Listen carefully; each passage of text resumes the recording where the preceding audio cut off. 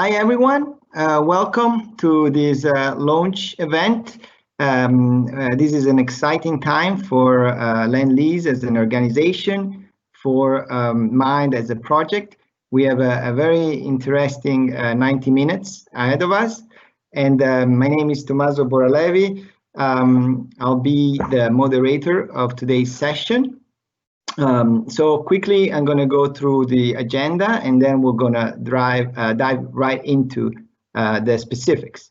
So we're going to have 5 parts. The first, it's an introduction to the project and the key features of this innovation initiative that I will present. Then I will leave the floor to Andrea Ruckstuhl, the CEO of Lendlease for Continental Europe, which is going to focus on the business side, focusing on the real estate development component of this initiative.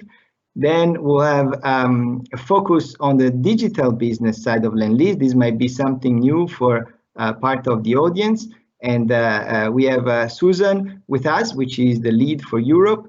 And finally, we're going to close with our strategic advisor, which is coordinating this initiative for us, with a focus on the frontier tech and the joint research opportunities. At the end, we will have a Q&A session, which in order to organize it and make it a seamless experience, we ask everyone at any point in the meeting to write in the team chat the question, and then we'll publish the question and address it towards the end. So with this, I move to the introduction part. This is a welcome to Mind. We have many companies connected that are very familiar to the project. For some others, is the first time, because we reach out to the large Lendlease ecosystem for this event. So Mind is the Milan Innovation District, is an incredible opportunity for Italy and Europe to create a new location in the map of the global innovation districts. And our focus is to structure a city of the future, which will have a big component that is around life science. And the reason is because, as you can see at the bottom of this slide, this is a public-private partnership between Lendlease, which we're not going to present because everyone in this call is kind of familiar, and you've been invited to Lendlease, and Arexpo, which is the public agency that owns the site and is sorry, I'm going to do screen so you can have a larger view. The agency, Arexpo, is the public agency that owns the site and has signed a concession with Lendlease for 99 years for development. What you see in this slide is a map.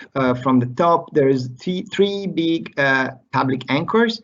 Starting on the left, an hospital, which is under construction and will open end of 2022.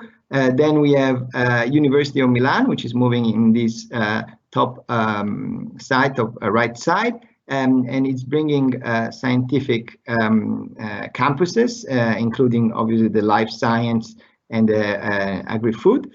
And then we have in the center, the crown jewel of the project, which is this Human Technopole, which is a research center focused on genomics, big data, and the future basically of precision medicine. On top of these 3 large anchors, Lendlease is developing with the community, with you guys, the companies that are in this call, the private component of the site is going to be offices, there's going to be residential, and then a large community with retail, hospitality, cultural facility, sport, entertainment, and even light industry will be on the site. So this will be a new addition to Milan, a new city. At peak, we plan to have around 70,000 people. So it's a very exciting opportunity to shape a city in the heart of Europe. What we're going to focus today is really how to create the ecosystem and what we did as an update to get to this point. So the first step, we've done 4 steps. The first step is what initially is kind of a testing of the interest for companies on the site. So it was an open call for idea called MindLab that started end of 2018, continues 2019. A lot of the companies in this call have accepted proposed idea, and that was the beginning of the process. Then we started creating these MOUs, which is the second part, and is a non-binding contract where we start lining up specific interests. So each company was telling us what they were planning to do at Mind and what type of space they might need to support, being this a lab, being this a facility of some sort that will support the staff, being sometimes pieces of our city, like if part of the project was to install a new smart pole, then you might need a street with few smart poles to install. So this was the next step, and now we are in the what we call Founders Alliance phase of the federated innovation. This is a major step, because this is where all this potential energy that we have assembled in the last 2 years become actually a new legal entity that is going to be the engine of the innovation. And this engine is designed to really accelerate the creation of this ecosystem, is synthesizing a process that organically would take decades to try to get it faster, because we legally found an agreement between companies, and at the same time we have shared IP and shared vision. In order to strengthen this engine that we're created, we started from the outside, and we've added partners. So you can see in this slide, they're pretty small. We'll share this documentation, obviously, but to give you a feeling, we have institutional partners which support this project. Government first, because also the government is a shareholder of our expo, so central government, regional government, city of Milan. Then the industry association, which are very connected to the institution, at the same time the companies, like Assolombarda and Confindustria Dispositivi Medici, which are major players. Then we have research partners, which are starting to be the focus of this initiative, and Professor Vincentelli will describe a little bit more in detail these.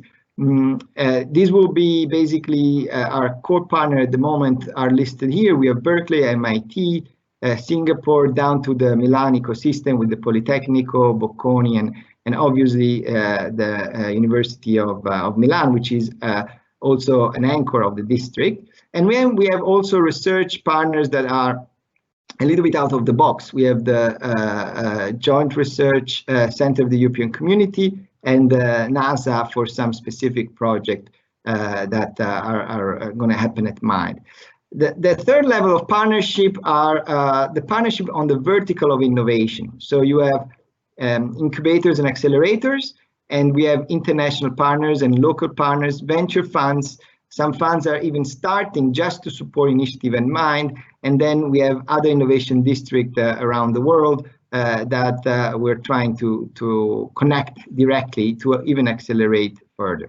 So basically, the second thing on this engine that I would like to share, and I'm not going to go too much into detail, is the ability for companies to choose their own specific position that will allow them to align their interest in innovation with the ecosystem itself. So you see represented, exploded here, the 5 levels of this engine. Starting from the top is this Innovation Alliance, which work as the board. Then you have the thematic areas, which is a very important, is really where, in fact, we use this propeller kind of iconographic, because it's where really the innovation is going to happen and be coordinator. I'm going to talk a little bit later on this. And then at level 3, there are the innovation initiative. And what we're going to talk today, this 3 at 6, is an innovation initiative, and is where each project will stay. At level 4 and 5, these layers are the business community, and this is where companies that are in this call will enter if they decide to participate to the ecosystem, and they're not involved as leaders at the moment, but they want to participate 2, 3 at 6 as an initiative. All these is just a very brush on the ecosystem, but I'm sure you're going to get familiar because this is the beginning, and this will be with us for all the duration of the project. And the goal is to strengthen this ecosystem and to give structure and ability for companies to move up and down the layers as they may see fit.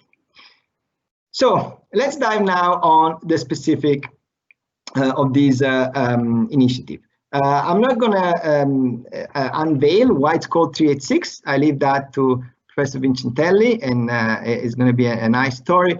But I'm just going to go into the boring part of describing you what this initiative is about and the methodology and so on. So if you have a patient for another few minutes, I'll then pass to the core speakers where they're going to go into the details. So this is a flagship initiative, meaning Lendlease Italy and Lendlease Digital, which is our international, and there's a new brand we'll unveil also today called Podium, our international team that covers globally the digital side of our business, decide to join forces and use Mind to ideate, design, develop, and pilot breakthrough innovation with our partners. So this is a very important initiative for us. We have a very high ambition. The idea is that now is the time for real estate to replicate the progress that was made in other industries like silicon and automotive, applying digital to their industries in the last few years. And we've seen a number of research that tell us that these crises that we're undergoing around the world related to the virus may really become the trigger, the catalyst for this transition on the real estate. Because basically every real estate player is now rethinking, accelerating, innovating. And so we got really in the middle of this. We were planning to do it anyway, but now it's even more important, and there's even more focus on what we're trying to do together. The other important part is the co-develop. So the idea is that Lendlease is planning as a group to open up and to really look into individual partnership with the companies or group of companies, including then supply chain, competitors, and obviously adding academia to support. So this is very important. We realize that we want to do this project together with the other players that have the ability to activate their own network, their own innovation, and connect with us. So it's a very important step also for the company in opening up our IP. Obviously, focus is Mind, and the reason why Mind was chosen is because it's going to allow for rapid prototyping, pilots, and commercial validation of projects in an accelerated fashion. In fact, we plan to, and this is a specific element of the federated innovation, we plan to negotiate upfront IP, legal, and commercial agreement prior starting the pilots. What this means is that once the pilot is going, if we meet the KPIs that we planned, then we can quickly go to the next step in transforming the pilot into a business agreement rather than start and stop and say, okay, now that we see that works, let's discuss. This is going to be a specific advantage of this methodology. We have macro targets in terms of 50% reduction of design construction time and 30% on the construction life cycle cost. And we plan to return these savings to the community by making the space more affordable and therefore activating even more opportunities for innovation. And then in terms of impact, we strive for a continuous change of building use and configuration. And the control and the flexibility. These are really the keys. You can look up and down into research and what is the key success factor for innovation, and it's really difficult. The Professor Vincentelli will say is good coffee on site, but on top of that is good coffees and a lot of flexibility on the facilities, so that a company has an idea and the next day, you need a lab, you get the lab. The next day you need a garage, you find the garage space. The next day you need to grow because you need to increase your talent, and you get that. So flexibility is really the core. And in the end, we also want to do this by improving the user experience in the life cycle of the time on site. So it's before, during, and even after the time you spend at mine. So this is really important, and a lot of the companies that are in this call will have ability to impact the way we arrive at the site, the way we leave the site, and the digital connection with the site when we are not at the site. Quickly to the next part of this initiative, we're reaching out. I'm going to quickly show the list. You've got it in the invite. It's a very large group of companies, and it's the Lendlease network. And we have invited this company because we are asking them to innovate with us. And there's two ways to respond to this challenge. And both ways you can have multiple response. So it's two ways, but you can have, let's say, 5 or 6 or whatever ideas. The first is frontier tech solutions. So the idea is never seen before solutions that a company want to pilot at their own cost or with the support of Lendlease. We have budget in this case to support, and case by case we're going to discuss what is the exchange in terms of IP or licensing if you need Lendlease support on that.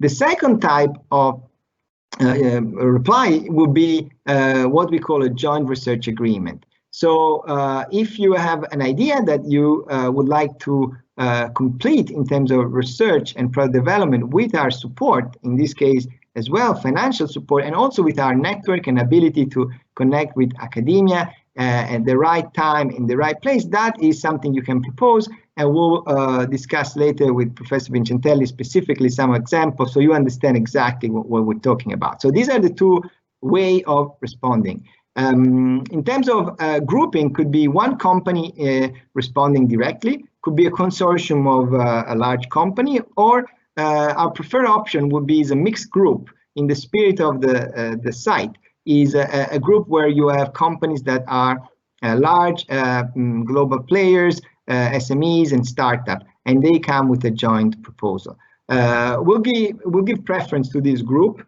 when we have to award our project.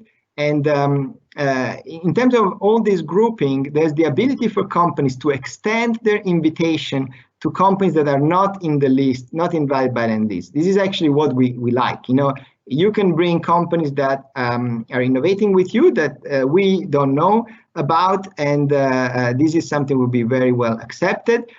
We're going to give priority to the leaders, thematic leaders of the federated innovation. This is to give respect to the investment that this company are doing in coming at mind and saying, look, no matter what, I want to be an innovator at mine. So we believe that this is a fair way to give them priority. Obviously, there will be interest in reviewing all proposals. And finally, I already mentioned a few times, we have identified our key strategic advisor as the coordinator on the scientific and academic part of the project, and Professor Vincentelli will be helping all of the chosen project to achieve their success. I'm not going to read the list, but you see it's over 100 companies. You see big names, small names. It's really a fascinating group, and we're very excited to see what this group could come to us. Quickly, this is just the important thing on this slide is the duration is a 3 years program, and the budget we have combined 10 million euros. So it's an important project for us, and we're going to be able to deploy this budget as soon as we are convinced that this initiative have the right criteria to be successful at mine. We are securing partners, like I mentioned earlier, and this is in a cross-thematic area project. So you see the top left, it starts from prop tech, which is where Lendlease is a leader, but it touches energy, green tech, mobility, robotic, IT, design, and down to life science. So it's really very broad approach. Now, getting to the end, roadmap and timing. So the launch event is today. So welcome again. Proposal by company will, we plan to receive this proposal by the end of the year. So there's enough time. We're going to send a detailed instruction. Probably we're going to have a platform to load proposals. So all these details will come shortly. Then we're going to create two phases to evaluate. The first phase, we're going to finalize proposals with the innovation thematic area leaders at Federated Innovation, and that would start in Q1 2021. And then we'll follow with proposals and agreements that arise from other members of Federated Innovation and also external companies.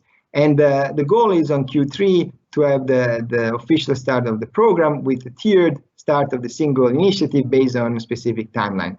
Some initiative may start even sooner if we feel that there is urgency and opportunity. We have a lot of flexibility in that. So with this, I completed the introduction part, and I would now introduce Andrea Ruxtul, which is the CEO of Continental Europe Lendlease, and he's been instrumental really to arrive at this point at Mind, and he will focus on the business side for Lendlease, what this project means. So thank you, Andrea, please, to you. Thank you, Tommaso. I think I share with the rest of the team that you have been able in very short time to give a lot of information, so I'm sure we'll follow up with sharing the presentation as well, so everybody can actually follow what we just discussed. Welcome again from myself to everybody. I met most of you, and I have done these under different roles and hats. I have been one of the first to think about this project now 5 years ago, and so I have started really thinking through the strategy from the outset, and so you probably have seen me acting in different phases of the project in different way. What I want to do today here with you is actually put my head as Lendlease, and I want to do that because I think it's important to share that Lendlease has over the last few years incredibly increased the what we call the development pipeline. As you all know, we are a global developer. We actually have very large urban regeneration projects around the world in the major cities, capital cities of the world. And our pipeline currently accounts in excess of $110 billion. So it's a large amount. So our challenge today is that we have to do two things. One is to really design something that is gonna be ready and it's gonna be serving the needs of a community, of a city over the next few decades. So we definitely have a job to look at the future. And in doing so, we have a great responsibility to actually also looking at the key challenges that the world is giving us. You know, we have one in front of us, you know, COVID and the viruses, but we have had many in front of us before. That includes, you know, how do we actually help through the transformations of these cities and projects to decarbonize the world? How do we actually create a society which is more inclusive? How do we actually do things that enable the economic growth of the cities in the future? So how do we actually make these project engines for change? And you know, they are major economic engine. If you look at, you know, around the world, real estate, big projects, infrastructure are a large proportion of countries' GDPs. And by saying so, I also recognize that we are probably one of the oldest industry with very little evolution, as we heard. So the opportunity and the responsibility I think we are taking forward and we are presenting today is the ability to really use these projects as catalysts for change, catalysts for innovations, catalysts for really bringing an acceleration to our world. And clearly we need to work together. And this is where Lendlease really sees Mind as one of these projects where we want to really work with you, test the new ideas, as Tommaso mentioned, implement frontier technology today. We want to work, and we'll hear from Susan. We want to work with you on MX Studio, on different elements of our strategy, on the digital, to work together for the future of what the solutions and product could be in the real estate. And we want to work with Professor Alberto to really even go further. So to think that at the things that today we don't know how to resolve, and how do we get there? How do we actually start that process? So all these things are very relevant. We have a pipeline that we want to accelerate. We want to deliver around the world this pipeline in a faster time period. So we need to be more technological oriented, more forward looking. And I think this is what really we are looking forward as a developer and as an investor, which is the role I'm actually here today to talk you from. I think last element I wanted to share is I am also chairing a group within Lendlease that looks at global innovation centers around the world. So this is a strategy that Lendlease has global, and we have more and more opportunities and cities around the world that are asking us to create ecosystems of innovations, very similar to what Mind has been doing, and very similar to what other places around the world are trying to do. Our opportunity is to connect all these places. So whatever we find and trial and test and works in Mind or any of other places today and tomorrow, this will become a faster way to implement solutions around the world. So the opportunity for us as a client and as a developer, as an investor, and for you as partners is really to take any solutions, any evolutions, any idea fast to the world, which is actually something which is normally very difficult. But I think the combination and the strategy that we can put together and the way we could work together will enable us to be very fast. You'll hear from Professor Alberto, speed is more important today than ever. So I think the platform, the infrastructure, the way we have set up today, and you'll hear further, it's actually focused on speed. So how we can go fast. I'll close by saying that Mind as a project, as a development, has achieved full planning in only 15 months, from zero to full planning, 1 million square meter of developable land. So it's really fast timing forward. We are starting with demolition for the private component. You know that the public anchors are partially in construction. So the hospital is almost tipping out the structures. Human Technopole is progressing very fast as well with laboratories and buildings.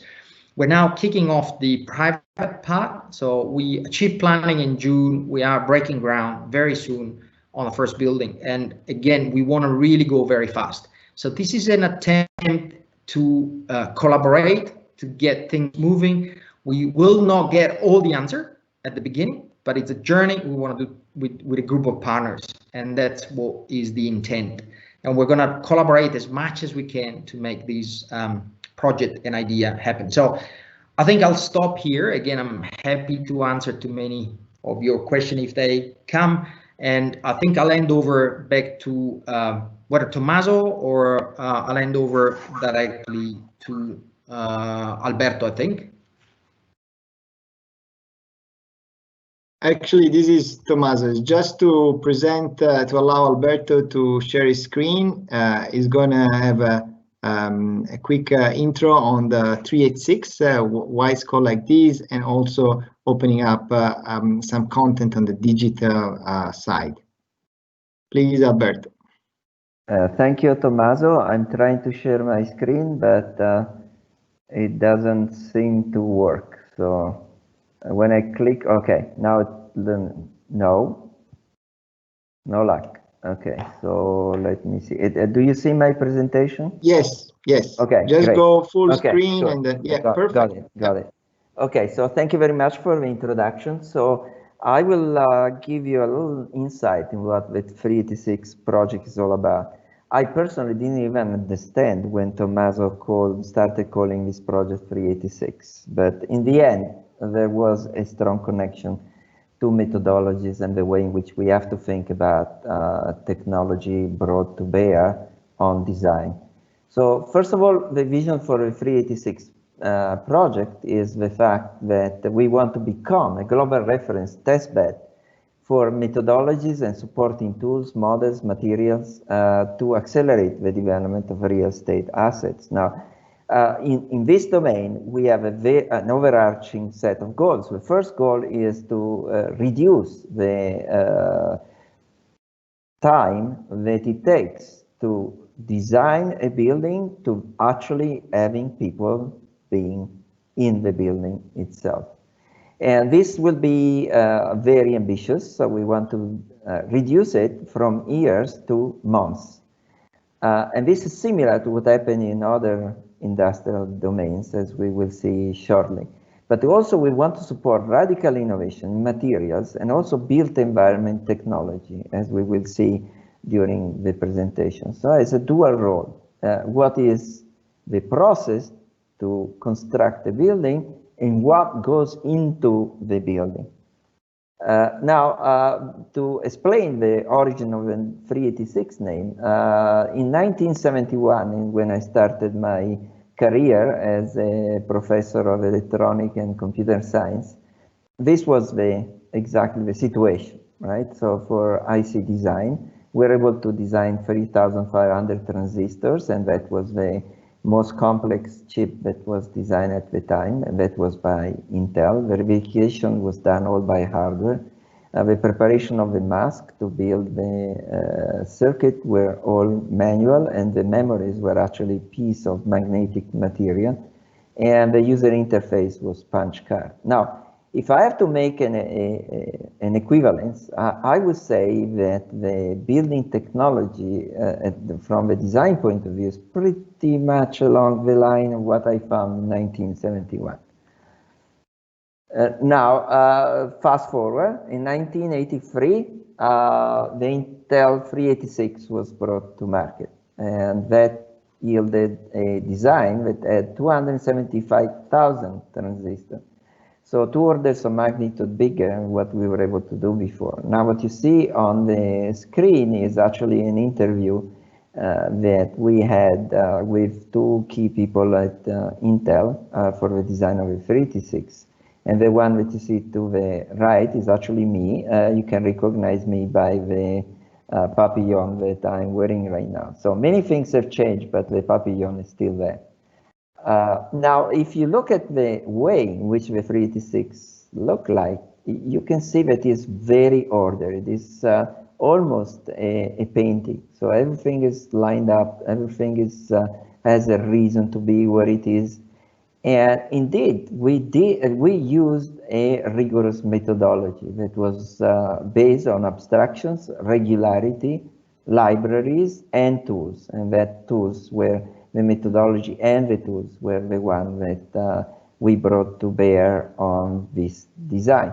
So now you see why the 386, because we would like the building 386 to be the equivalent of the Intel 386 1983. The first example of what a rigorous methodology based on reuse and on formalization bring to the market. So that's what excites us. Now, how did we cope with this complexity, and what do I mean by methodology and the like? So first of all is abstraction. So abstractions are important because you eliminate the details. You don't want to get bogged down by the nitty-gritty of your design. You want to think at what is the essence of what you want to bring to the market. And the second aspect, of course, is tools. Once you have abstraction, you can use automation to go from one level of abstraction to the next. But the combination of abstraction and tools is what I call methodologies. So the way in which you go about a problem, a way that is based on foundational issues and not based on practice. And I also call them freedom from choice. If you look at the designs, the first design that I show you, that looked like a bowl of spaghetti thrown on the floor. There was no regularity. It didn't look like there was a thinking behind it because it was all bottom up. So it was a very heuristic view. And the designers had no constraints whatsoever. They could do anything they wanted. But if you look at the 386, it was very regular. And so we didn't give the actual designers the freedom of doing whatever they wanted. So they had to follow rules to be able to bring the 386 to become what it became at that time.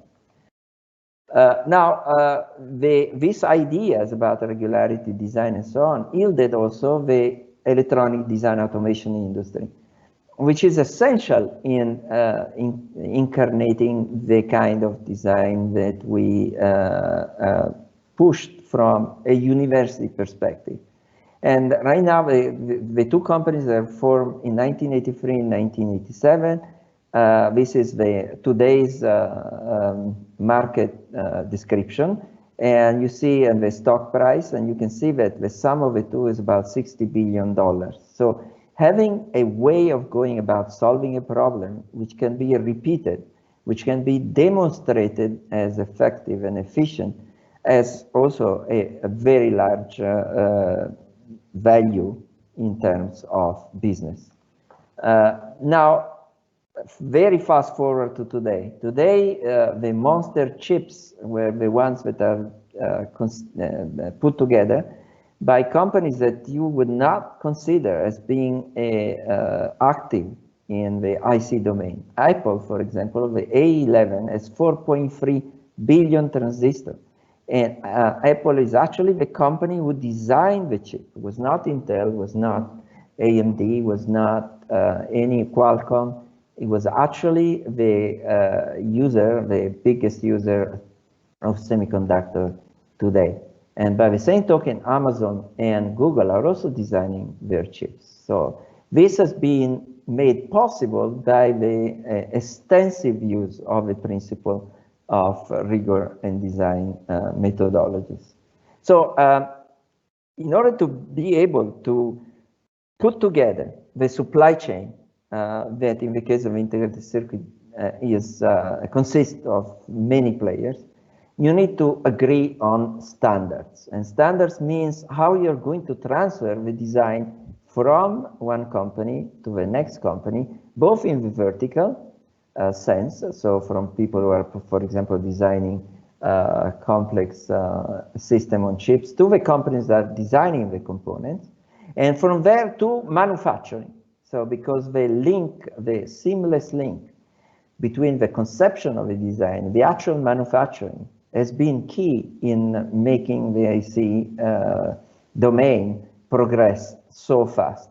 We have to repeat that. We have to do exactly the same kind of things if we want to be successful in achieving the big hairy goal that we set up at the beginning of this presentation. So it's not only the integrated circuit design industry that has followed similar principles, but it's also the automotive industry. And not only the electronics part of the automotive industry, because that will be a natural extension, but also in the construction of the car from its mechanical components all the way to the electronic components. And so, in fact, this standardization started at Volkswagen, which is probably the company that has maximally espoused this regular way of going about design, to today, where you have this introduction modular toolkit strategy. And you can see the car sitting here, the third in a row, that several components are actually being assembled, being designed, not only for this particular car, but many other cars. While at the beginning, 1990, there was no shared component whatsoever.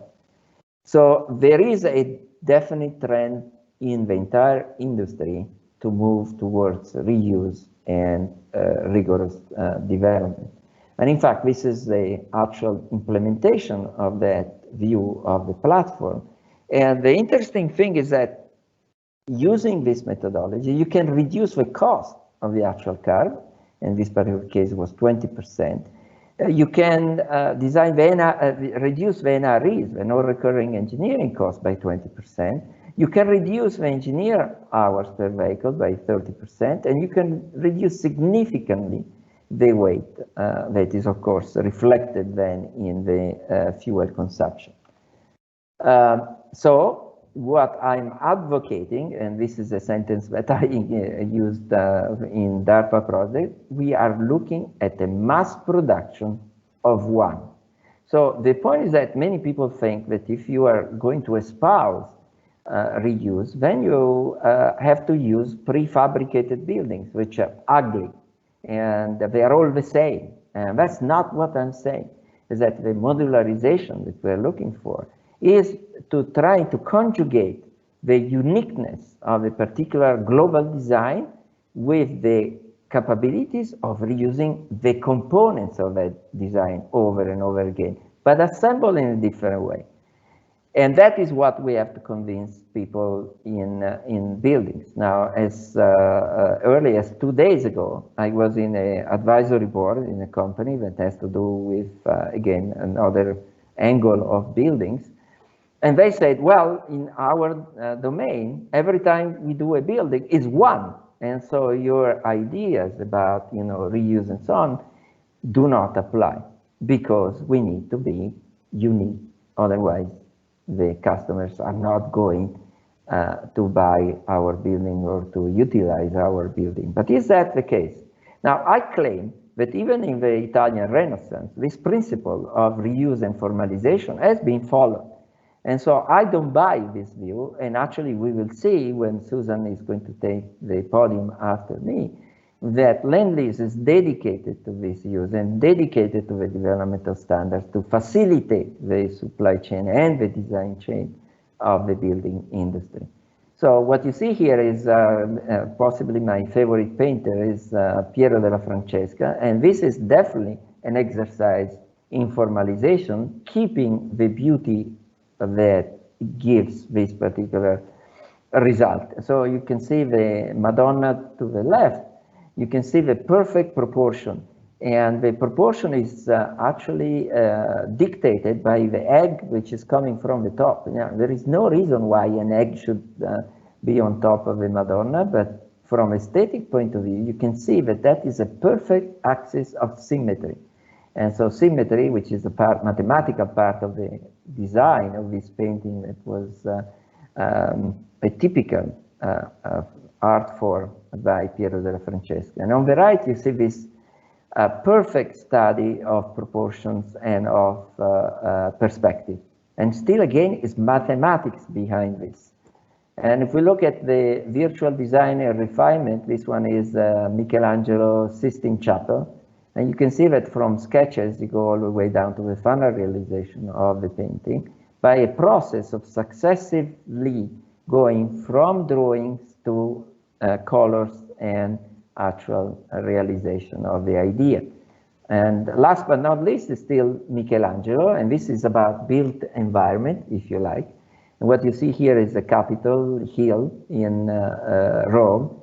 And the two statues of the Dioscuri that you see here is actually were taken by from Greece, and they were actually decomposed and reassembled in this way. The original statue was not like this. It was cut in the middle and then open up like what you see here. And if you look at the horseman, which is Marcus Aurelius, Michelangelo took this from Roman museum and then placed it exactly in the center of the square. So reuse at its best. And what you see, the view from the top, you can see that there is a beautiful design of the pavement of the square, but this is an adaptation of the design that Michelangelo had for St. Peter's Square. So you can be rigorous, you can do reuse and still obtain beautiful objects. And with this, I'm going to pass the baton to Susan, who is going to tell us about Lendlease Digital.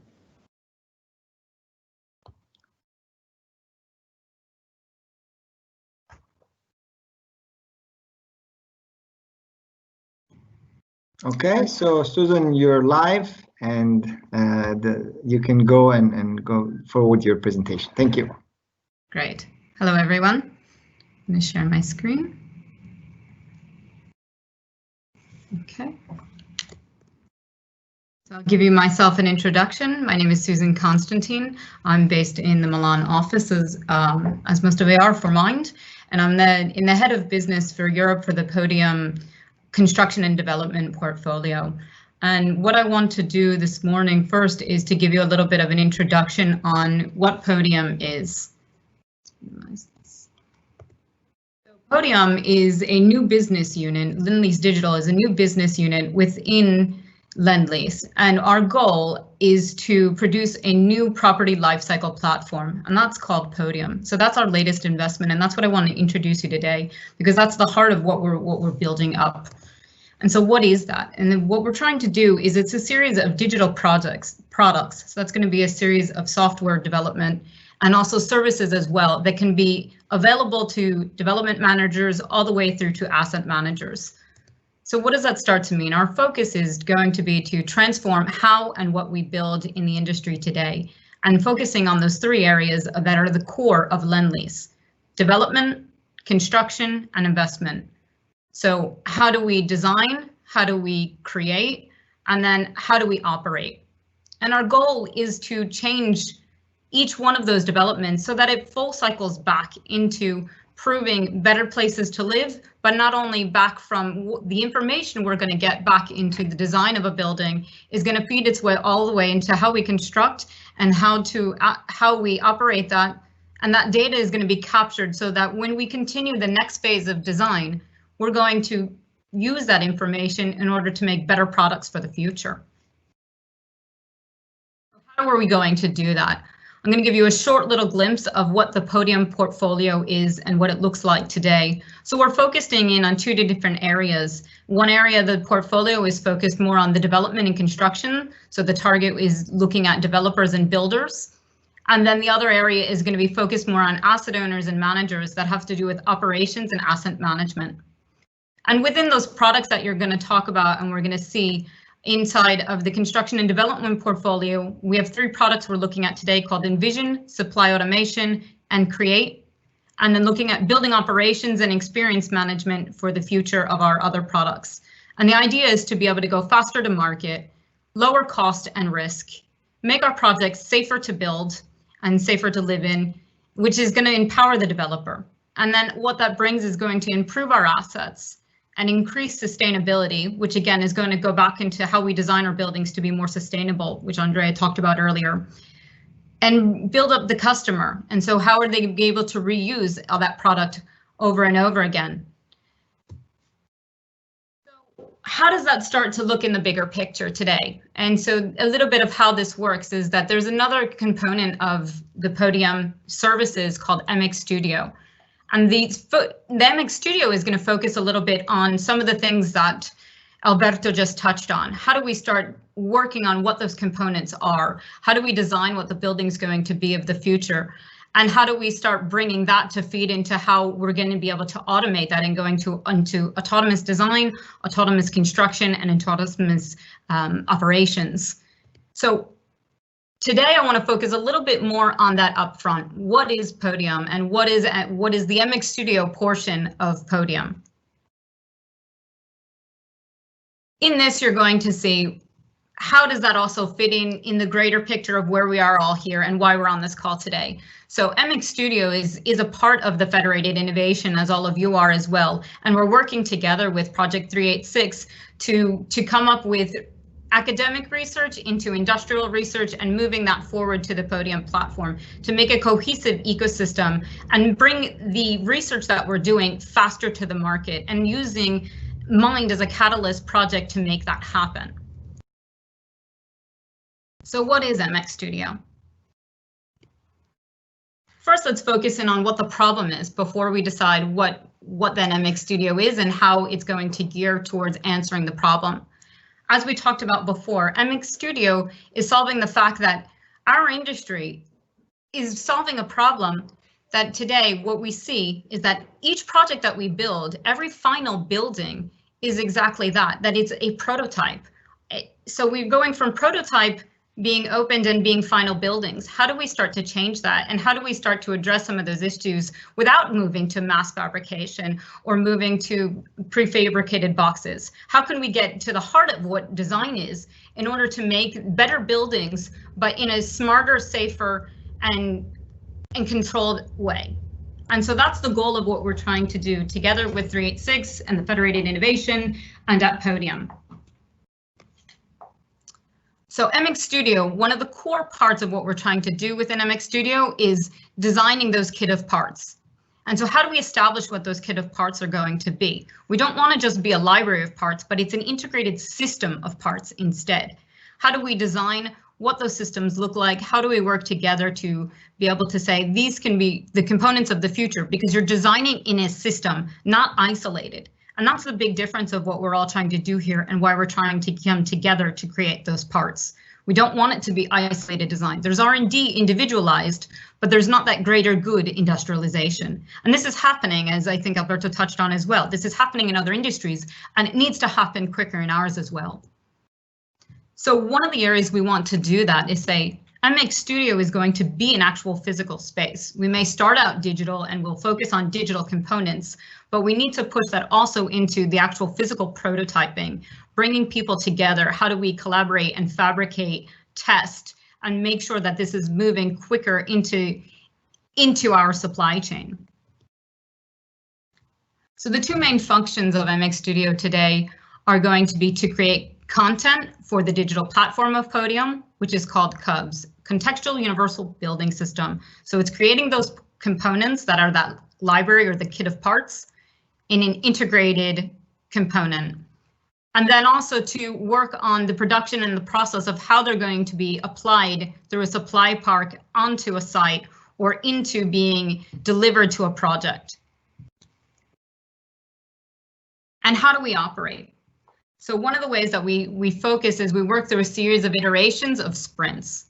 And we try to gather what the product requirements are going to be. And again, that's something we can all work on together. What is going to be the defined problem? Make the product requirements in order to answer the solution to the problem and start testing and carry that out through a series of rapid prototyping and feedback. So this shows you a little bit of what that life cycle looks like. We're starting with the product requirements, design specifications, prototyping, moving that prototyping into an production environment, and then cycling it back to the beginning based on the evaluation. And we want to be able to use Mind as the testbed to do that and just develop what are going to be those next critical systems here today, especially for Europe. So who is MX Studio and what does it look like? So the team is going to be developed with a series of architects and engineers, but most importantly, it's to control the industry and to bring the supply chain into that development so that we all work together to have better design, to run simulation of the product, to run simulation of the process of the product, and then to do an analysis of that system. So this gives you an example of what that starts to look like. This is where we're working on some other projects inside Lendlease globally and how we're starting to address that. And you can see the idea is to pull everyone together and to come with the idea that we all work in an integrated environment to solve these problems, to make sure that the right people are not finding better ways to answer old problems, but let's look at new problems. Is there a new way to address it because we've come together to find those problems? And one of the areas we're also looking at that is going into testing and compliance. And so that's a big part of where we want to look at with MX Studio is starting to see, making sure we're meeting the right requirements. But again, because we're moving from the product world and away from project development, what we want to be able to also answer is what is the reason and what is the requirement we're trying to meet? Are we answering to local codes, to local governments, or are we finding the solution and why the problem is even there to begin with? And that's where the global aspect also comes in, to make sure that you're testing and understanding why you're coming up with that product, where is the problem, and making sure you're coming up with the right solution. So to give it a little bit of context where we are in Milan, Milan is one of the studios set up globally within Lendlease. And so we have some additional MX studios throughout our company. And so we're also setting up in the US and in Singapore. And then in Milan is where we're looking to set up and be able to push this work together within the Federated Innovation and within Project 386 to help move our problems faster. Again, going back to the physical space. So that's where I think we can take and come up with the solutions of the problems that we come up with here together, and make sure that we're getting on the ground. We have the space at mind to make sure we're able to push that faster and be able to get things moving right onto site, right into the buildings that are being designed today. So just a repeat again of what the CUBS is. CUBS is our components and our libraries, and as Alberto mentioned, working through with standards and understanding what those standards are going to be, making sure those components are developed interchangeably and parametrically so that they're able to adapt into a system, and making sure that it's open to through the different companies and through the ecosystem. And so that's where our focus is, and where the supply chain is the key component to this. It has to be where we work together so that our components are compatible. They're simplified. So again, we're not isolating and coming up with new ideas individually or within individual disciplines, but they're joint and they're simplified, and that they're new methodologies that can converge. So with that, I want to thank you. Thank you all, and thank you, Andrea, Tommaso, Alberto, and hand it back to you.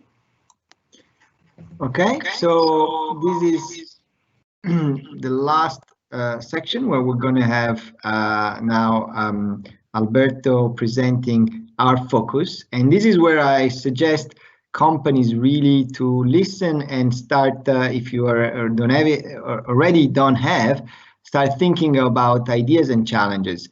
Obviously, we're going to be interested in receiving ideas that are even outside the areas that we're just going to describe, but this is just a hint to tell you that if you're aligning your interest with these areas, it's much easier that Lendlease will be able to support and join in the effort. So with this, I leave it to Alberto, and I invite everyone to that has question to post it on the chat. We've got a couple of ones, but this is going to be the time after Alberto's presentation to address your questions. Thank you. Thank you, Tommaso. So it's my time to present what we are doing in terms of collaboration right now, and what are the open areas where we would like to achieve even further results. Now, this is without saying that even in the initiative that we just discussed with Susan, there is room for people to participate to the design flow and to design components that are going to be essential for the development of the buildings of the future. So first of all, this part is about innovation, and many of you have seen my presentation, and I'll repeat that for me, innovation is really like a truffle. So you cannot grow innovation just by design, but you can identify innovation when you see it if you are apt at doing that. It's an art. It's not necessarily something that everybody has. For example, venture capital in the United States, the best venture capitalists in the United States have that particular knack that a truffle dog has, is to dig and find the hidden treasure in the earth. So now the other important point to realize is that yes, innovation is born spontaneously, but you have to have the appropriate environment where a truffle can live and prosper. And in my view, and what I learned from many years of my history in the United States, is the fact that the ecosystem must be a rich ecosystem with universities, with large companies, and this combination together with the small companies are creating that magic truffle that I was talking about.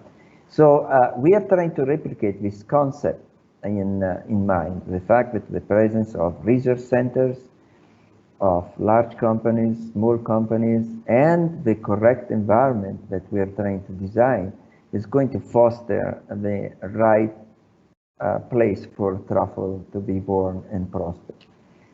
Now, there are 3 areas in autonomous buildings that we are looking at for a 386 project. One is building design and construction, and that we have already covered in the first part of our presentations. And the next two areas where I would like to focus on is intelligent buildings and the aspect of maintenance and operation of the building. These are the generic framework where I'm going to cast the innovation that we're looking for.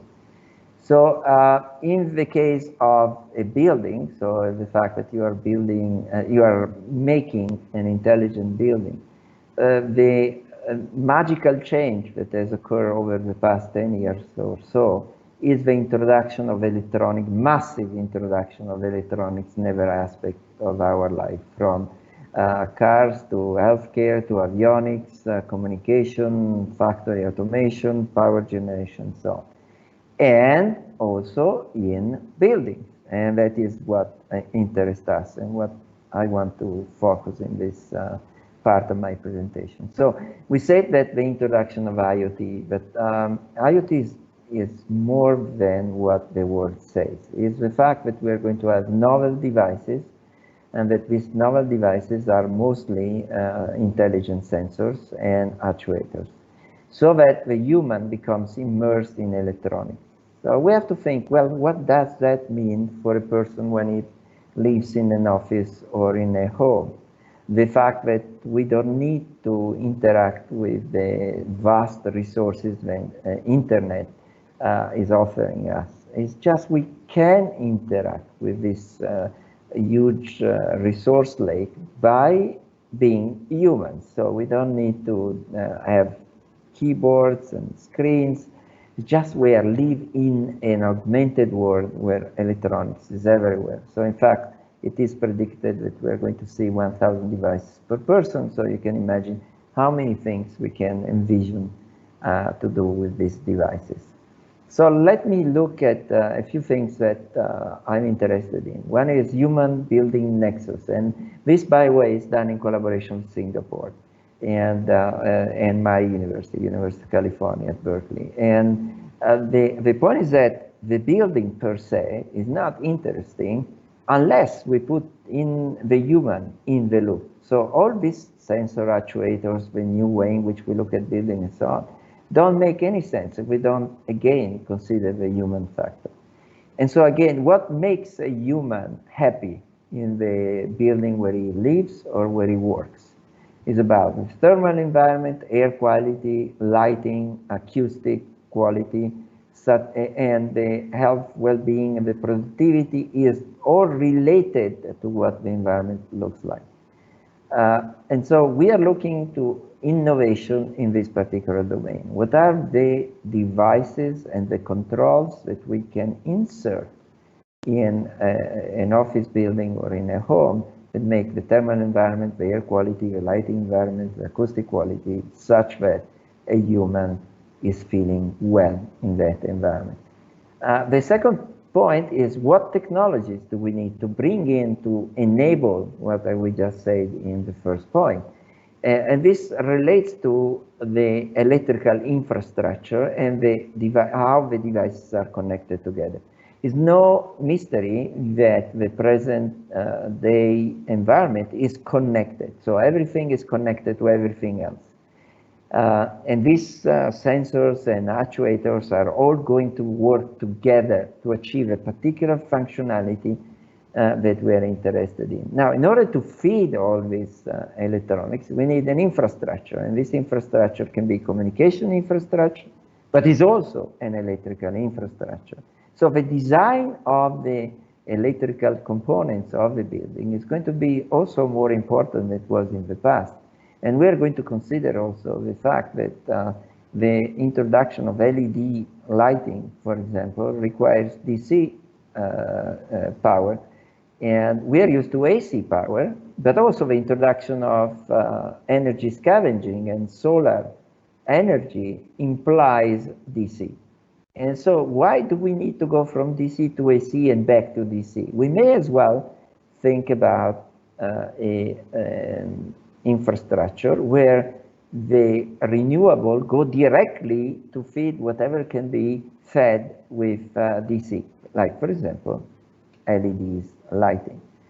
There is also the envelope system. So what is outside the building? What is surrounding the building itself? And the surrounding is very important because also is the most visible part that makes a building beautiful.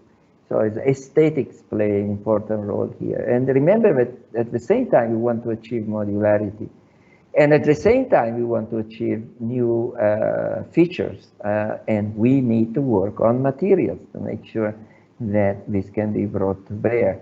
And then last but not least is the use of data analytics to improve the way in which buildings operate. And so we are going from survey-based, that is today the most used methodology, to IoT-based, where the collection of information is based on these electronic devices, to learning-based, where we insert also intelligence into what is sense and how to achieve what we want through that collection of data. Now I'm going into a few examples on how we foster innovation, radical innovation sometimes. Now what you see here is our collaboration with Phononic Vibes. This one is a startup that was born, actually was born in 2018, so 2 years ago. But the root of this startup was actually a student who is the CEO of the company, a student of the Polytechnic in Milano, went to MIT and worked for a year as a visiting scholar there. And that connection was crucial to bring this particular company to bear on mine. Why? Because this Polytechnic di Milano person was in the group of Luca Daniel, who was a former PhD student of mine, who told me, look, this company is really interesting. So I took a look at it, and then I say, yes, it is. And the idea that they were based upon was materials that are well known. Metamaterial is a technology that for material science people is well known. But the use of this metamaterial technology to insulate from vibration was a key one, because we are not only witnessing pollution from chemicals, but also from sound. And actually sound is one of the most annoying things that people, when they work or they try to sleep and so on, have to face.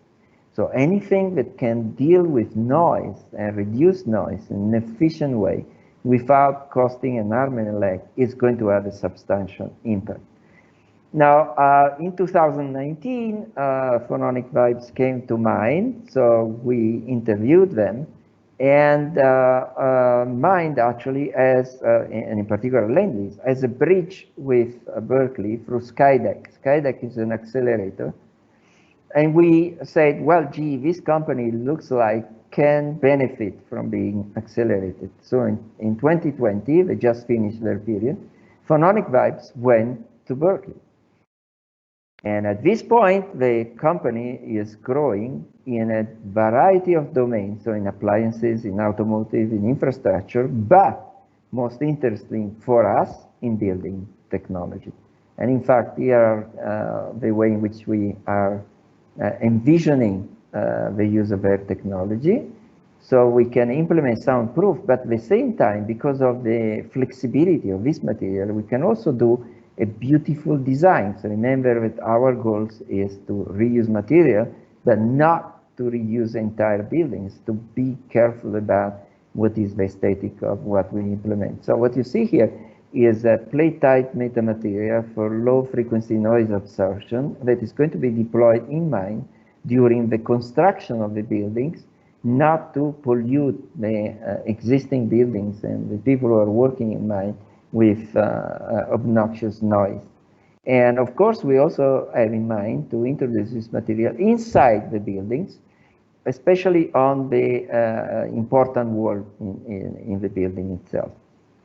Now, said this, there is another important initiative still around noise that we are doing in collaboration between MIT and Berkeley. So this one is advanced research, and when I tell you what we want to do, you can see that is indeed something that looks kind of fantascientific. So our idea is to create a virtual spaces So in other words, imagine that you are in an open space, right? A very large room where many people are working. And you know that the ambient noise can be annoying, can be distracting, but imagine that by miracle, we can isolate you from what happens around you. And how are we going to do that? With electronics, which is going to be immersed in the walls. So we have the phononic vibes kind of material that insulates from the outside, but inside we are going to use this embedded electronics in the wall, very tiny electronics, but it's going to actively cancel the noise in such a way that we can even isolate two people that are talking to each other and the surrounding people cannot hear what they are exchanging. So if you imagine, for example, in a room in a hospital, it's very, how to say, painful to hear other people next to you being in pain or talking while you are feeling in pain. And this isolation technique can completely eliminate this feeling. Now, is that all things that we're going to do together with MIT and us at Berkeley and Lendlease? Now, well, there is a push even further that we are going to create even virtual walls. So we can create virtual isolation for noise, and we can also build virtual walls where we can isolate people from seeing other people in the open environment. And this one is indeed an advanced research project, and for that we are collaborating with two of the most visible research entities in the world. Now, this is an example that gives you the opening of particular project that you may want to propose, and that you can leverage the connection to Skydeck, the accelerator, to MIT and Berkeley for the research part, and really innovate in a big way.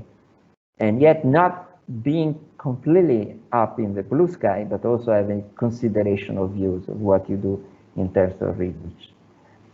Last but not least, as an example of joint innovation that we would like to foster and to present you is the ELT. ELT is a company that does defense countermeasures. So what the heck does defense countermeasures anything to do with Lendlease and hospitals?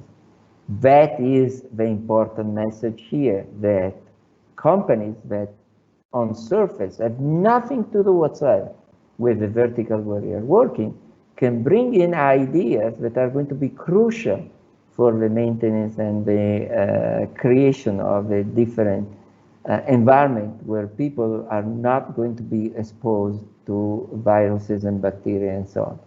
So this is a project that we just started. We are putting the dots on the I's and crossing the T's.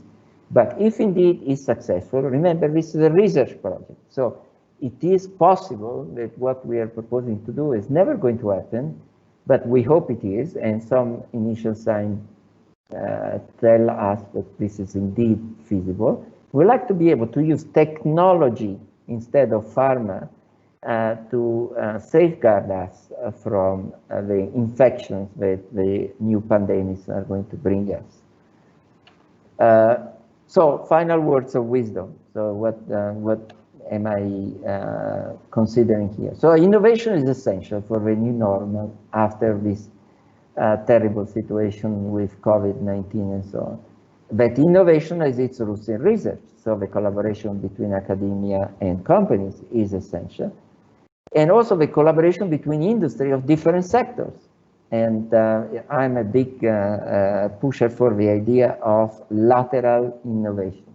So being capable of detecting what could be interesting from a vertical that has nothing to do with what I'm doing, but yet there is an idea that can be transferred. That is the truffle I was talking about. There is a truffle there. Where can I put it? And then we do have plenty of serious problems to face. So this last slide is a call to arms to all of you. Submit proposals for the 386 that have as goal revolutionize the way we build buildings and we live. Thank you very much for your attention. I'm going to pass the baton to Tommaso again, who is going to field questions and is going to redirect the question to all of us. Thank you very much.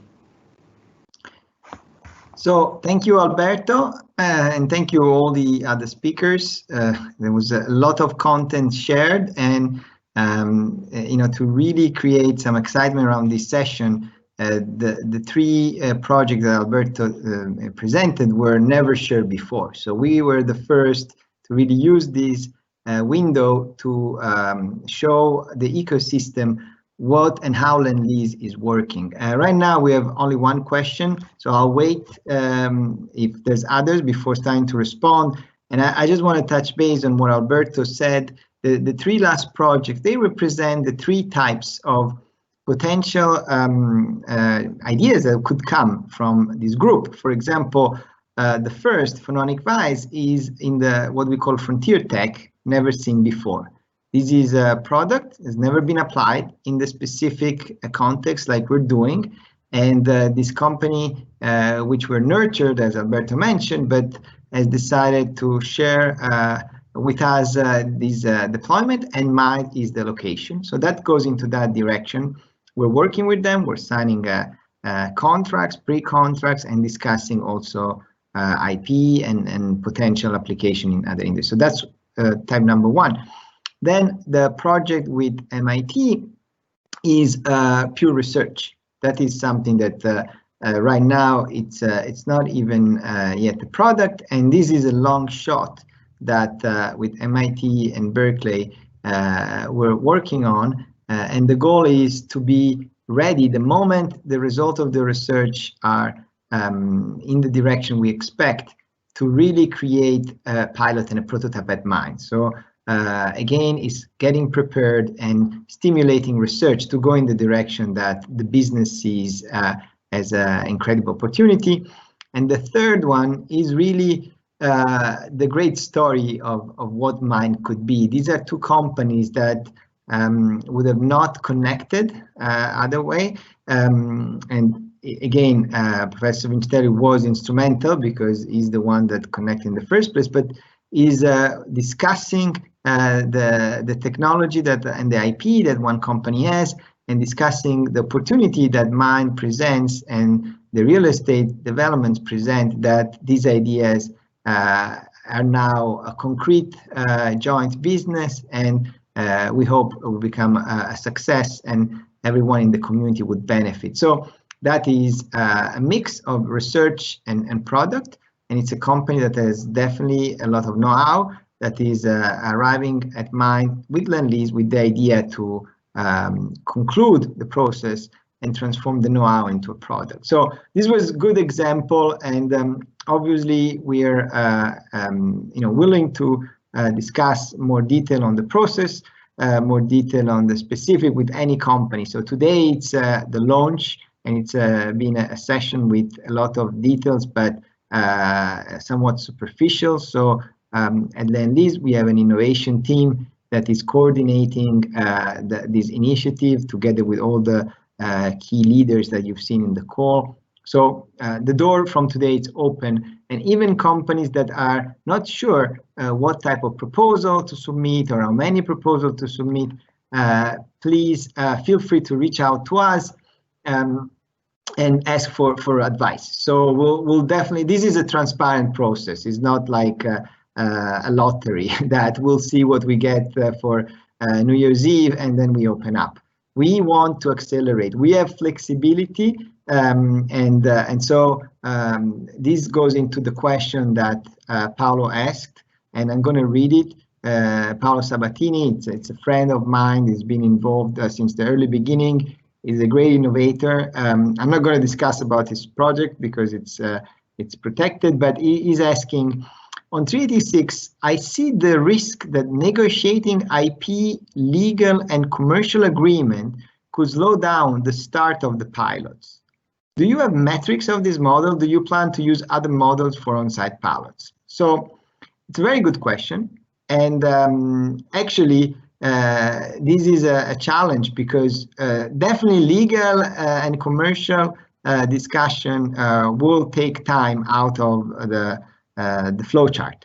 What we try to do is to do it as soon as possible, because that will clear the way for the pilots. But we don't want this to become a drag. So if we see that there's big obstacles, then we're willing to do in parallel pilot and negotiation. So the principle is, let's upfront discuss legal, IP, and commercial, and it's a principle.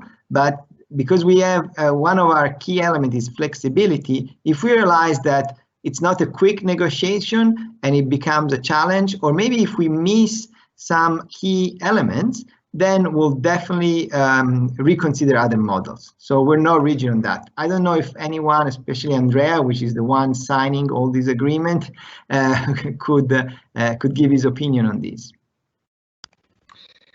Quickly, I'm happy to contribute. We've seen example of where Lendlease is already starting collaborations with different companies.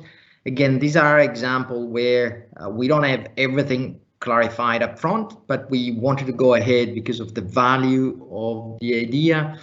And as we said, speed is important for us. We are bound by a program to start developing Mind as soon as possible. So we are not going to stop that program. We're not going to wait until all answers are resolved. So we will need to start building buildings in the next few months.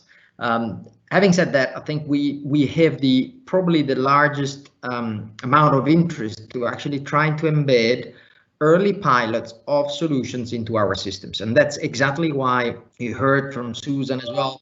We have created MX Studio. We have located MX Studio in Mind, because it's where things get translated ultimately into something that can be built. There is a component that we said about, looking at users, looking at final users and needs and services. Then we look at how a product can answer to that. And then is the stage in which we need to implement it. And so we can do that all in the same place, all very fast, all coordinated. So I think we have created an environment and an infrastructure for us to really be quick in discussing opportunities, bringing forward what we said, research, joint research, or, we are clients at the end. So we are, our job is to define projects of the future. So we ultimately will interpret products and services for the future, and we'll try to implement that as soon as we can. And then we have created the environment for this to be translated in real industrialization of a product. So if it works, it's not only tested, but we want to industrialize the process. And MX Studio is there to help to really digitize the solution together with the rest of the building. As we said, we are looking at digitalizations and then componentry of buildings. So we can do that in the same place, which is great. So we can work together, ideate, find the future of the solutions, tackle the big challenge, then look at how we can design those, pilot those, and industrialize those. And I think it's one place that can answer it all. So I think it's a great opportunity. As we said, we are very excited of this opportunity, and we're really looking forward to a lot of your ideas. Okay, thank you, Andrea. We have 3 more questions, and actually they're very good because allow us to cover key points. So I'll start with Emanuele Zamponi, MelaWorks. Asking, is there a contact list for the companies that are participating to Mind? Who can we call to start brainstorming with the different companies? So the first list is something that you will see in the package that we've prepared for this session. We already anticipated the list. It's over 100 companies. So that's the first list. Then it's a dynamic ecosystem. We have companies that are joining any day. So October 2nd, next week, we'll launch the Founders Alliance for the Fidelity Innovation, and it will be a presentation of a digital platform which is our square, is a digital square, which are basically going to become the ecosystem live and in continuous. So that will be the location where everyone that is interested to see who's involved in mining, which role, what are the activities, what are the innovation agenda of each thematic area, can go at any time. So everyone that has been invited to 386 will be invited to join this network, and that will be a key way to see who's there. Second part of the question, in terms of who can we call, it's very important. Federated innovation, and this is why we've, as Lendlease, chose to do this project within Federated Innovation, is to leverage one of the key assets of this new engine, which is what is called the Innovation Catalyst. This is a full-time team which will be activated fairly soon, again, directly after our initial workshop, which will be on site every day, working with companies in doing two major tasks. One is helping the key thematic leaders to do what Alberto referred as the lateral innovation. So cross-tech, talking to each other, reaching out, identifying opportunities. And the second role is filtering from the outside what opportunities. So any company could knock the door to mine, talk with this catalyst, and the catalyst would connect directly to the key leaders on the other side of the group company. So that's a great feature, and we're excited to opening that up quickly because we're running out of the time. Jasper, which is from Lumix, which is joint venture from Lufthansa and McKinsey. Sorry, Andrea, you want to mention something? I saw your. No, I was jumping on the question of Jasper and quickly answer that. So the relationship with the authorities when introducing these rapid innovations, innovation versus construction law, I think I can provide a quick example to answer this. Is the beauty of MIND is that it's a public-private partnership. So we actually have found these ecosystems on the opportunity to collaborate, not only within private companies, but also having a very strong and unique point of entry to the public authorities. We have had several discussions with different government bodies, whether the antitrust law, whether all a number of authorities around how do we innovate also by changing and trialing different solutions that are not considered today part of the regulation. So we are having this conversation, and the beauty of MIND is really that is a test bed also for this change in law. So we are inviting companies not to be only working within existing laws. We're happy to challenge that, and if we provide a pilot, and if we provide a test solutions to the authorities, we are going to be listened. This is exactly the agreement we have in place with the public partner.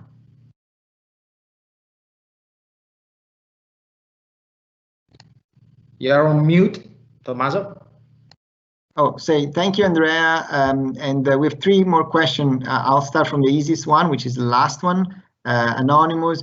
In a mixed consortium, all the companies should be into the MIND ecosystem, and the answer is no. So as long as one company is invited to this group or is part of the Federated Innovation, but there is no rigid requirements on this. Obviously, we hope that companies will join, but the answer is no. So you can have a mixed group with companies of your choice. Then I have a question for Alberto. What about the security? This comes from Badner. What about the security of autonomous buildings? Might there be anti-hacking aspect considered in the design?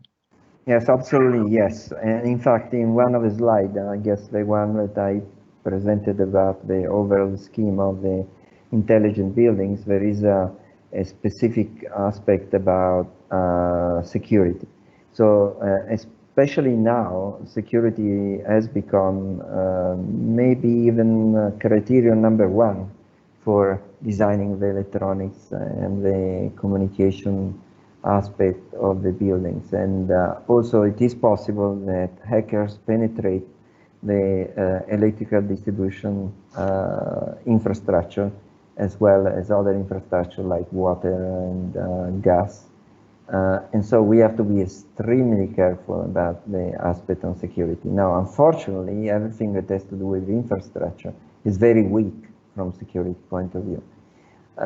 And so we have to rethink about how to design the control electronics for these aspects. Now, the good news is that there are several companies that are founded just in this period that are aiming at this issue. Indeed, some of the solutions are really interesting. So I am absolutely convinced that problems of this magnitude cannot be solved if they are not taken into consideration at the beginning, at design time. So you cannot patch something that if it is already so broken that you cannot fix it.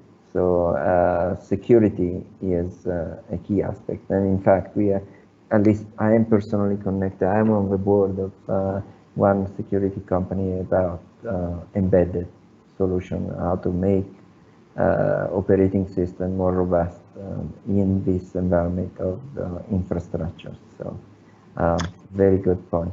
Okay, thank you, Alberto. Two more questions. I like this one because it's a challenge to the overall project. So I'll try to give a stack, or maybe if anyone on the even Susan, because it's really connected also to MX Studio. So it's anonymous, and I would love to know who is it, so we can maybe discuss even offline. But it's why a big company with huge investment in R&D inside, and with an R&D department which runs within corporate rules, should join this 386 program? Where is really the beef for investing?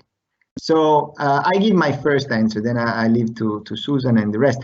The key is that obviously R&D inside is developed to generate products and commercialize these projects. So 386 is the way to accelerate the tail end of that process. You come to a site which will allow you to do rapid pilot, rapid prototyping, if you need to do extra testing, and you have a market ready to quickly take this innovation. So it's very organic to big companies. It's actually designed for big companies to take advantage of a new project like mine. And Lendlease itself, being a big company, we want to definitely take advantage of 386. So I leave to Susan and the others to comment, because this is an interesting point. And then we just have one last question.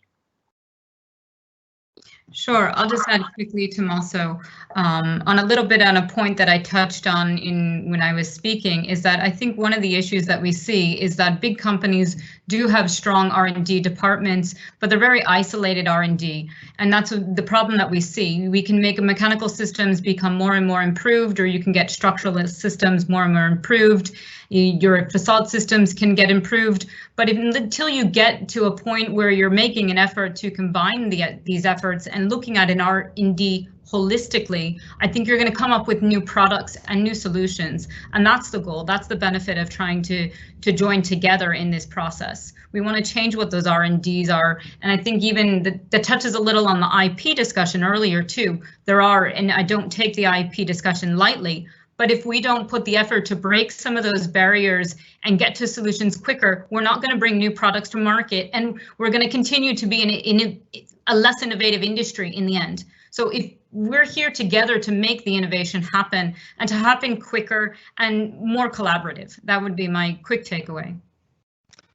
I also want to add an angle from a business perspective, because I think it's important.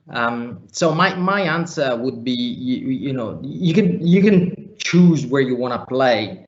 I think Lendlease realized very soon that you know, you can do a lot of huge investment as we're doing internally, but if you close the approach and you're not open to collaborations, you're gonna just be slow. We have a large collaborations. We signed early this year a joint venture agreement for 3 major projects in Silicon Valley with Google, and we are a joint venture development partner there. And again, I can see a lot of these companies, and you can take Google as a big company, I guess, and you can take a good innovator. Still, they are opening up and collaborating with us to actually do what they themselves, could have chosen to do by themselves. But I think that collaborations with different subject matter experts from different industries are bringing a better solution faster to market. So my answer is speed, I think, and innovation. And by not working with the usual suspects or only inward looking, we feel as Lendlease that it's better for innovation at the end. Again, it's a choice that we need to make, and it's a risk that all of us will need to decide to take. We have taken that direction. Well, I must say that in my experience, several large companies get, for example, together to finance specific research project in universities like Berkeley, MIT, and so on, with the goal of trying out something that is far out. Now, inside a particular large company, you have to justify why you invest in a particular domain, and also the investment go down to the bottom line of the company itself. So it is a well-known problem that to ground innovation that is developed inside a company is a long and difficult process. And that is the reason why, for example, so many companies innovate by merger and acquisition. So they look at small companies, startups in general, that have become visible, and they acquire that capability inside. It is definitely less expensive in the end than developing ideas that may yield nothing. So in some sense, you can see also like an insurance policy on your future investment, because by participating to this kind of programs, it put together resources that otherwise would not be directed to radical innovation. Now, of course, you have to have receptors inside the company who are willing to take a look at what is being developed in these projects, and being able to identify what can be of value to the large company that has a large R&D portfolio and expense. Okay, thank you, everyone. Last question. We're 10 minutes late, but I want to, and this I pass it to Andrea. Are there already quantified targets on environmental sustainability to be achieved by the expected 3Exit initiative? Lendlease has recently done something very interesting on the target side, but I leave to Andrea to confirm and answer this one.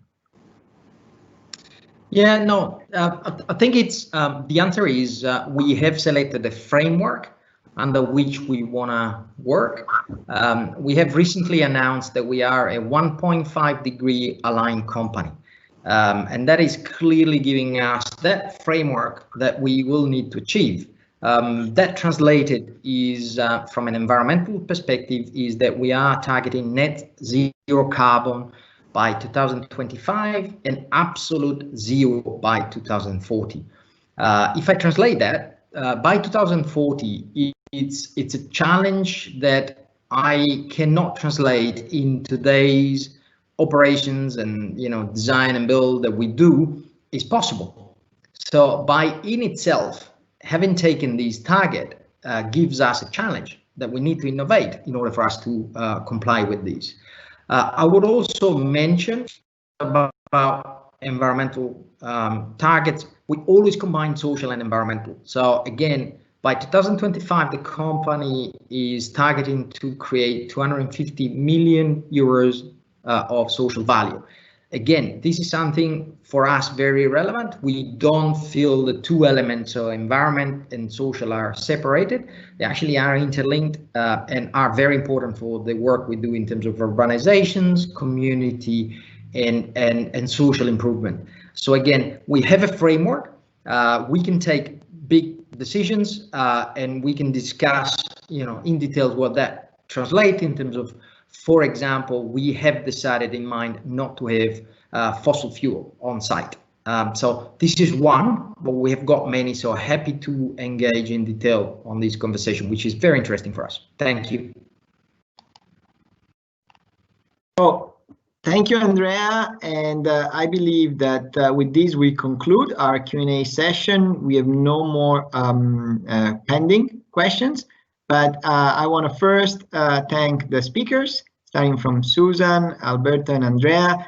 This is really the beginning of a journey. This 3x6 combined with MX Studio and the rest of the Lendlease initiative is going to make Mind really the center of the world in terms of innovation in the built environment and beyond. And this is the beyond. It's what's fascinating at the moment, especially having seen some of the early projects that we touched today and knowing some of the proposals that will arrive, because we've been discussing with companies for many months now. So we know, and we have crafted this 386 initiative really to support and facilitate even further this piloting and commercial phase. So with this, I thank you for your patience, your time, having been a little bit longer. We're going to share the recording of these so you can share between your companies and also new companies that you might want to add to the groups.